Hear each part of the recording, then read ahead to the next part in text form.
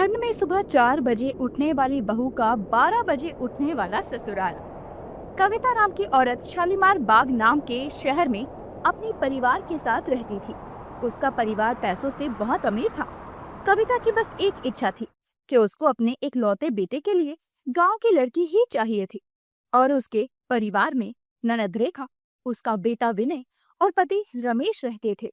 बेटा, अब मेरी उम्र हो गई है। मैंने तेरे लिए गांव की एक लड़की देखी है। उसका नाम पायल है।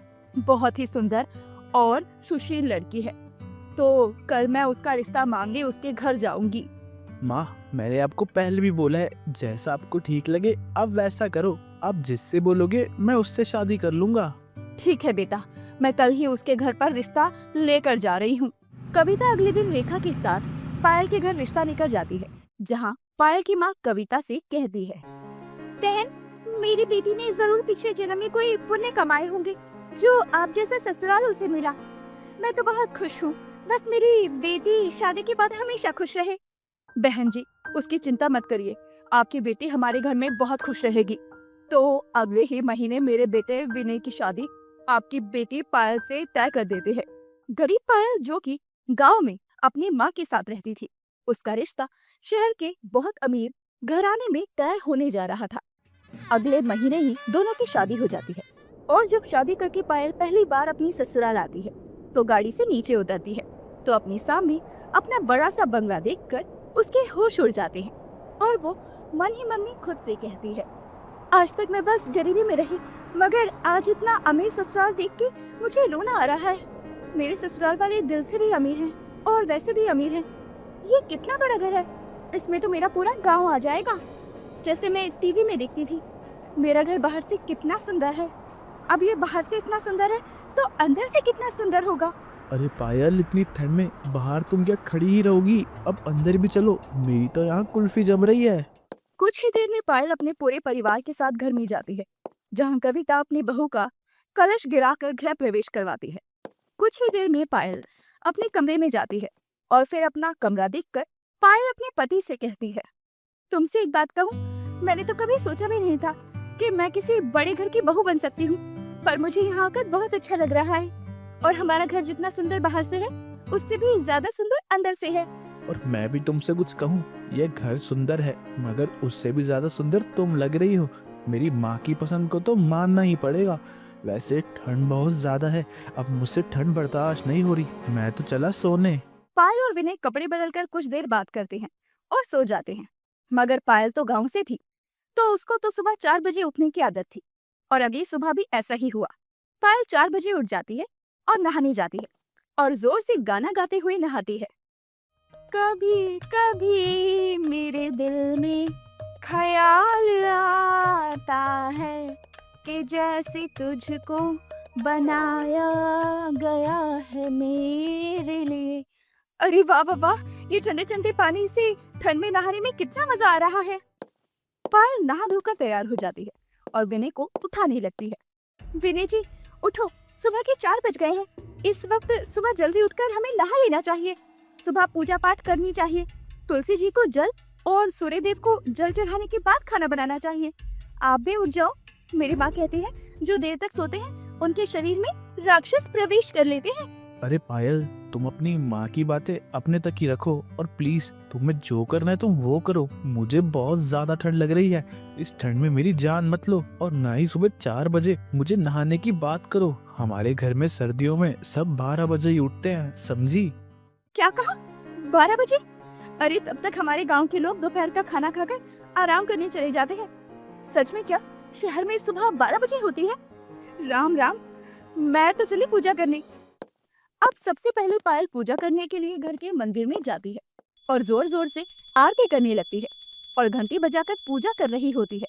तो उसकी वजह से सभी की आंख खुल जाती है।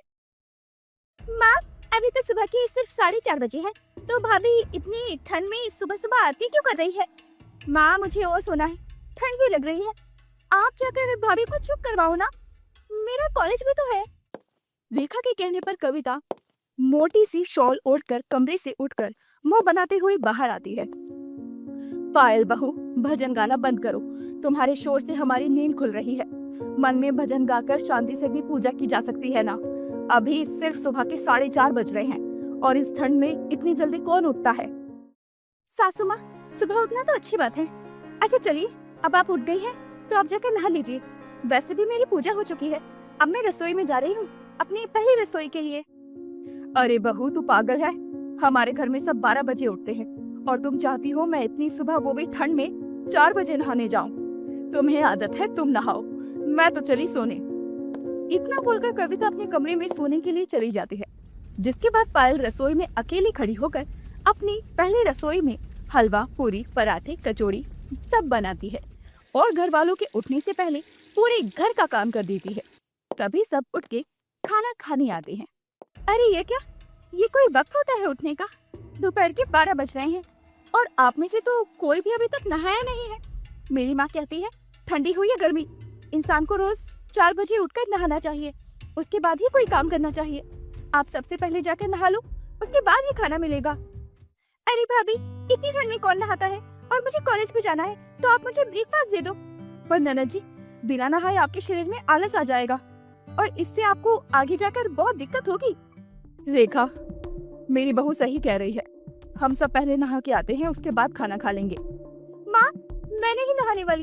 अरे ठंड देखी है आपने, इतनी ठंड में कौन नहाता है और मुझे बहुत भूख लगी है, पहले मैं खाना खाऊंगी। हाँ पायल, तुम मुझे भी नाश्ता दे दो और जब तक मैं नाश्ता कर रहा हूँ तुम बाथरूम में गीजर ऑन कर देना, मैं नहा लूंगा। अरे गर्म पानी से कौन नहाता है? मैं तो सुबह 4 बजे ठंडे पानी से नहाती हूँ। ठंडे पानी से नहाने से पूरे शरीर में फुर्ती आ जाती है और अभी तो 12:30 बज रहे हैं। मैं तो कहती हूँ आप भी ठंडे पानी से नहा लीजिए। नहीं नहीं पायल, मैं तुम्हारी तरह गांव में नहीं रहता और ना मुझे तुम्हारी तरह ठंडे पानी से नहाने की आदत है। मेरे लिए तो तुम गर्म पानी रख दो। कविता अकेली पायल की बात मानती है और नहा कर आती है। उसके बाद सब खाना खाते हैं। देखते ही देखते पूरा दिन बीत जाता है और अगली सुबह आज भी पायल 4 बजे उठती है। सुबह 4 बजे नहाने के लिए बाथरूम में जाती है और बाथरूम से आ रही पानी की आवाज से विनय की आंख खुल जाती है। पायल, रोज सुबह 4 बजे, वह भी इस ठंड में नहाना जरूरी है क्या?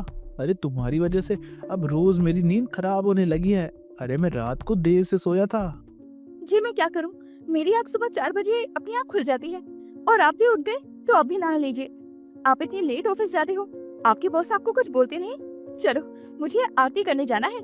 यार इस ठंड में तुम मुझे फोर्स मत किया करो, मैं नहीं उठने वाला। सुबह 4 बजे नहाने के नाम से मेरा पूरा शरीर कांप जाता है। तुम अपना काम करो, मैं तो सो रहा हूँ और प्लीज शोर मत करना वरना बाकी के घर वाले भी उठ जाएंगे।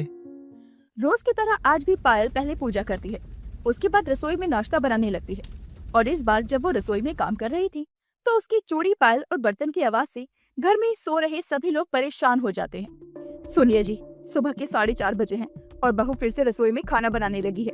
इसको बोलो सुबह 4 बजे उठने की जरूरत नहीं है। इसे सुबह 4 बजे उठकर नहाना, पूजा करना, खाना बनाने की आदत है, पर हम लोग 12 बजे उठने वाले हैं। अरे कविता, मैं क्या बोलूं, मैं तो सुबह 4 बजे उठने की आदत से परेशान हो गया हूँ। कविता बाहर आती है और रसोई में जाकर अपनी बहू से कहती है, बहू, घर में सभी को 12 बजे उठने की आदत है, तुझे इतना समझ में नहीं आता क्या? रोज रोज तुझे समझाने नहीं आऊंगी मैं। अरे तेरी इस चूड़ी और पायल की आवाज से हम सबकी नींद खराब होती है।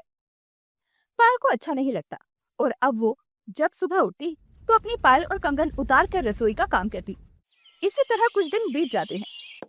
देर शाम विनय ऑफिस से जल्दी आ जाता है, जिसे देखकर कविता अपने बेटे से कहती है, विनय, आज तो ऑफिस से जल्दी आ गया, परेशान भी लग रहा है। क्या बात है, किसी ने कुछ कहा? आज मुझे मेरे बॉस ने ऑफिस से निकाल दिया। लेकिन क्यों? क्या बात हुई ऐसी जो उसने तुम्हें ऑफिस से निकाल दिया?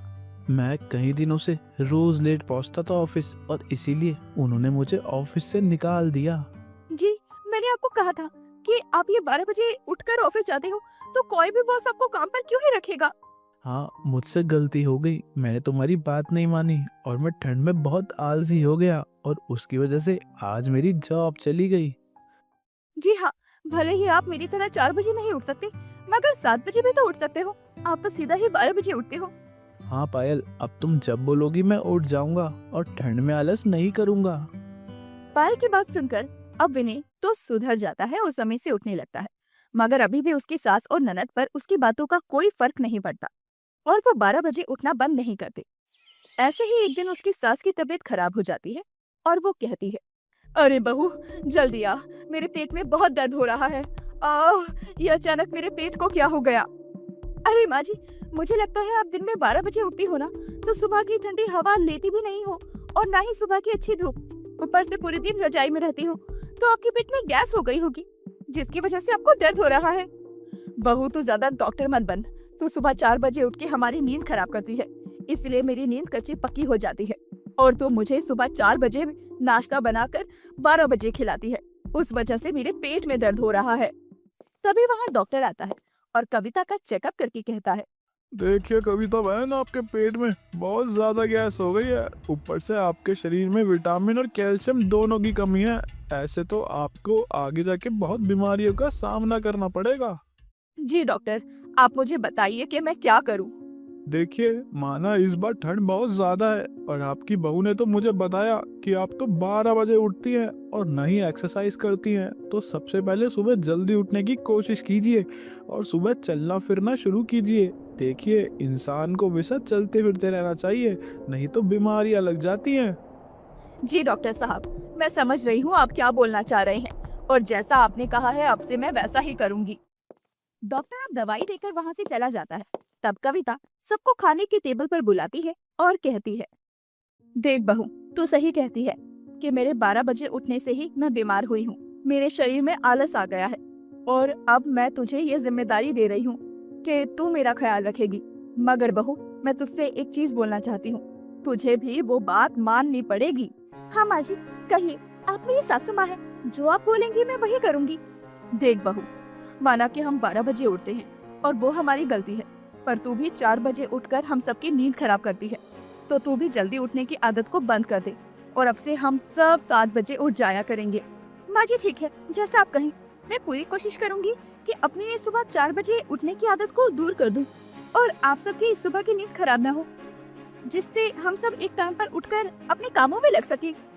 समय बीतता है और पायल सुबह 4 बजे उठने की आदत को छोड़ देती है और ससुराल वाले भी अब 12 बजे उठने की आदत को छोड़ देते हैं और पूरा ससुराल अब ठंड में 7 बजे उठा करता।